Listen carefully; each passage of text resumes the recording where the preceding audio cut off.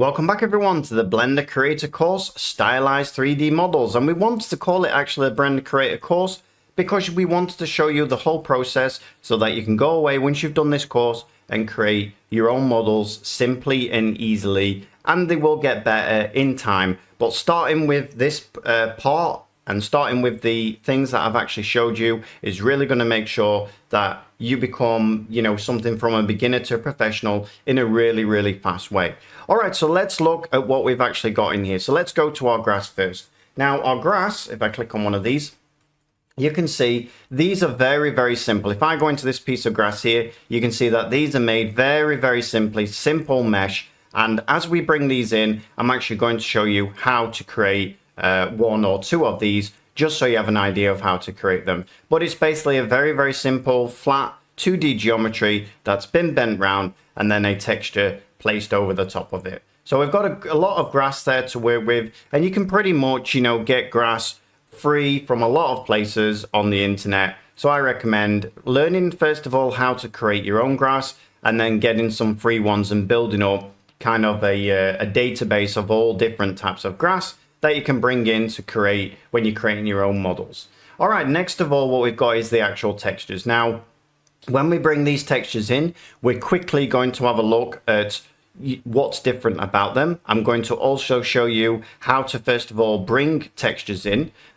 two ways. The first way will be with the asset manager, but I'm also going to show you, just in case you haven't got the asset manager, how to create your own textures as well. Now, the good thing about this is we're going to put these into the asset manager, and then in our own project that we're going to create the building on, you'll just be able to drag and drop these in. Now, if we go into the first texture, you will see as well, the good thing is that if I press dot, just the dot button, just to go to this, if I actually put this onto our shading option, you'll see this is our wall. You'll also see that not only have we brought all these textures in, but we've actually come in and messed around with each of these. Now, when I bring textures in, as we get further in the course, I'm also going to talk about what these actual parts are actually doing over the top of the basic textures that we've brought in. You can see that pretty much on all of these, maybe not this one, let's go to this one, that we do have some changes in how the shader is put together, because it's important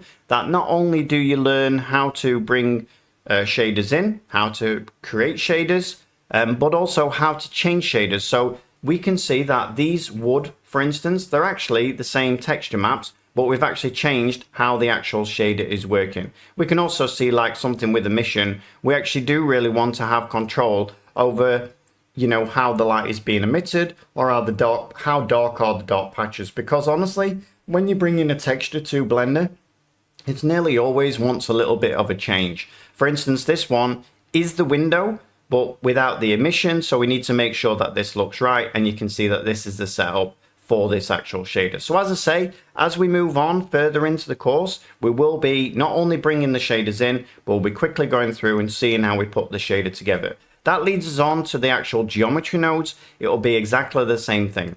Now, at the moment, you can see at the top over here, there's already an option for geometry nodes. So if we click on geometry nodes, and let's go into something like the chain. Now, these geometry nodes, I have pretty much created from scratch. I've borrowed a lot of ideas from people out there who are way better than I am at creating geometry nodes, and I've kind of looked at their tutorials or looked at their geometry node builds and created my own things from them. Sometimes where geometry nodes and people are giving them away for free, I will take that and add in my own textures, materials, or own parts to the geometry node as well. So it's important that we'll go through some of the more basic geometry nodes. So you can see, like, this chain is a pretty much basic geometry node. You're going to learn how to use them, and what's better than all of that is the fact that you're going to have a resource pack that you'll be able to use time and time again, because these geometry nodes actually are really, really handy to have. I mean, pretty much most of the models, whether it's a wizard's tower, whether it's a stylized library building, you'll be able to use these geometry nodes time and time again from now on, because you've got this download pack. I will show you as well how you put them into asset manager, so when you're creating your own projects, you can just bring in this geometry node, and then it's easy for you and set up. But I do think that it's also important that you understand how to use these just so you can change them on the fly to suit what you need. But this then gives you the basics for what you're trying to do. So we can see, first of all, that we do have a chain, we have a roof, which is a very, very complex geometry node. So we'll just go through a very brief part of that.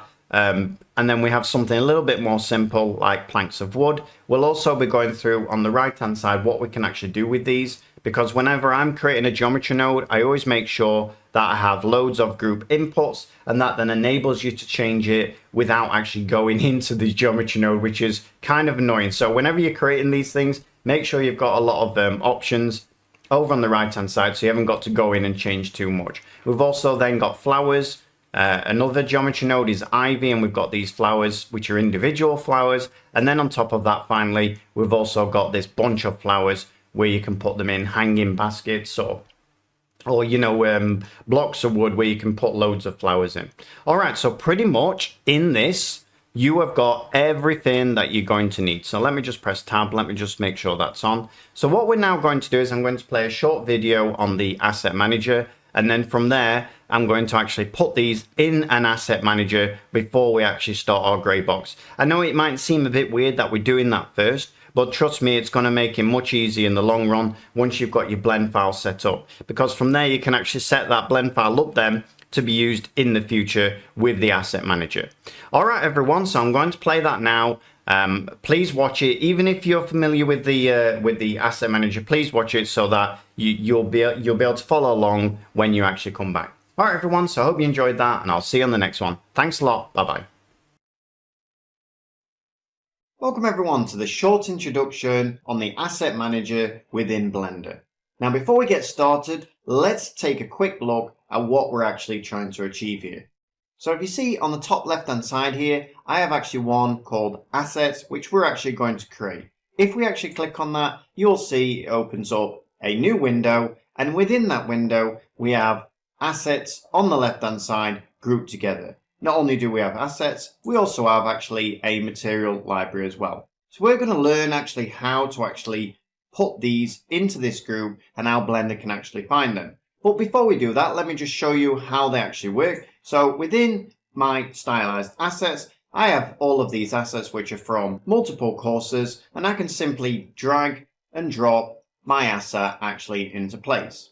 Now the asset doesn't just come in with the actual model, it also comes in, if I click on my materials tab, with the actual materials. So I can bring any asset in, and they should come in nice and flat for you into any scene that you want to create. Now with the actual materials, if I actually just bring in a cube, so I'm just going to bring in a cube, I'm going to move it over to the left hand side, and I'm going to come over to my stylized materials, and then I'm simply going to drag and drop onto my actual cube, and there you go. You can see this one is glass. I've only got our materials at the moment, so you won't actually see through it or anything like that, but you can see that we can just drag and drop materials onto our actual cube and things like that. You can see that this one is wood, and you can see how easy it is just to drag and drop them on. Now some of them, depending on how complex they are going to take a little bit longer actually to place on your cube, but apart from that, they work really, really well. Now enough of all that, let's go back now to a brand new Blender file, and I'll show you exactly how we're going to set this up. So here we are in our Blender actual default view, and what I'm going to do is I'm first of all going to come up to the right hand side, I'm going to come across, and you'll notice if I come across the general, we have one that says asset. Now some of you might not actually have asset, and if you haven't got asset, just click on something like modeling. We'll click on modeling, and you'll notice now that we've got another one called modeling. .001, and the reason is of course because we already have one called modeling. Now if I come and left click, so double left click on here, let's call this asset, like so, and then what I'm going to do is I'm going to right click and I'm going to pre-order this to the actual front, so we now have asset, layout and modeling. Now at the moment this is just a copy of my modeling, and I don't really want that, so what I want to do is I want to come down to the left hand side, and as I come to this corner you'll see this little kind of cursor appear, and if I left click and drag, so from the corner left click and drag up, you'll now have actual two windows. Now what you want to do is you want to come over to where this actual icon is here, left click it, and over on the right hand side you'll have one that says asset browser. And there we go. So now we actually have our asset browser, and now you can click on this anytime that you want.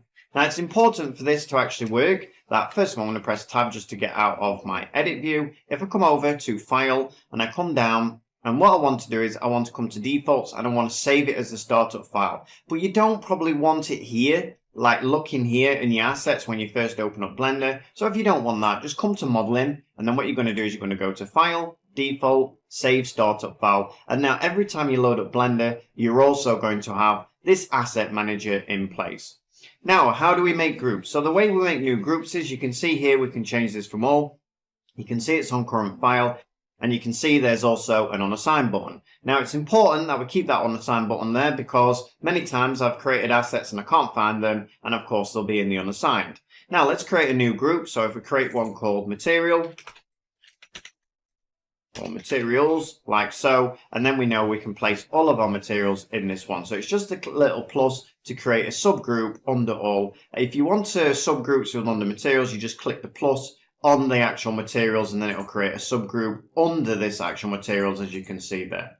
All right, you can see there's also a little star there. That just means that we need to save this blend file out. So just save your blend file out if you actually want to save out these materials once you've actually got them in place.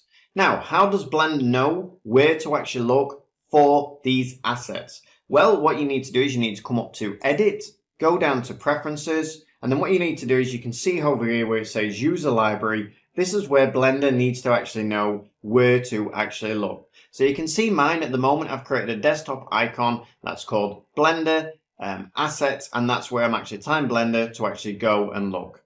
Now, the thing is, any blend file that you create, just create a copy of it and actually put it into this new desktop blend file. It doesn't have to be in your desktop, but it needs to all be in the same file to actually work.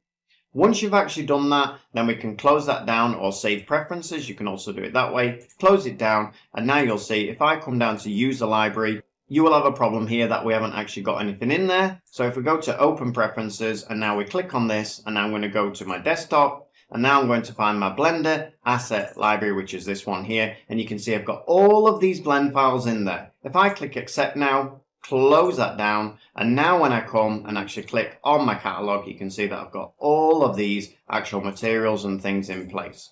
This is why it's really important that you actually make sure that you actually put in your blend files into that directory. Now, the next thing we need to discuss is how to actually create our actual assets. So for instance, let's create a material. So if I come over to the right hand side, I'm just going to create a cube material like so. And then what I'm going to do is I'm going to make a base color. So let's just change the base color to a red. Let's put it on material so we can see it. And there we go, we've got our cube material.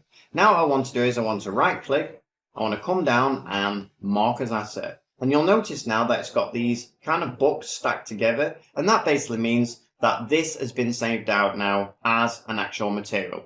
Now, of course, this blend file hasn't been saved out into my assets. So all I need to do now is go to File, Save As, and then I'm going to go to my desktop and come to my Blender Asset Library, which is this one. And now I need to save this out as a blend file within here. Then what Blender will do is it will pick up that this is a blend file within that actual file. So this one here. And then you'll actually have access to this material. Now, the next thing you need to do is you need to actually, let's save a cube out, for instance, instead of an actual material, let's save out an object. So all you do is you right click, come down to mark as asset, and again, you'll see now that we've got those three actual stacked books. And now because you have actually saved this blend file out into your asset library, every single time now that we open Blender, so if I close this down and reopen Blender, you'll see you can go to your assets, and now we can see that we can go to our user library, open preferences, and let's find our actual Blender asset library, click accept, close that down, and there we go. You can see I've got all of my assets in. You can even see the ones that aren't actually assigned, but you can see I've got all of these assets in place already. Now, just before we finish up, a couple of things to remember. First of all, when you go to edit and preferences, you will see that this is normally red. You just have to name it something so it's not actually red, and then you won't have any problems with it. Second thing is, that once you've taken the time to actually create all of your assets and all of the materials and things like that by right-clicking them and mark as an asset, just remember to save that file out in the actual place where you save them out. So for me, it's my Blender asset library. If you don't save out a separate version of Blender in there and you end up overwriting it, then you will lose all of those assets, of course. Basically, it's a blend file just with all of your assets in there. That's all that should be in there. All right, everyone. So I hope you enjoyed that. A few troubleshooting problems at the end as well. And as they say, on with the show.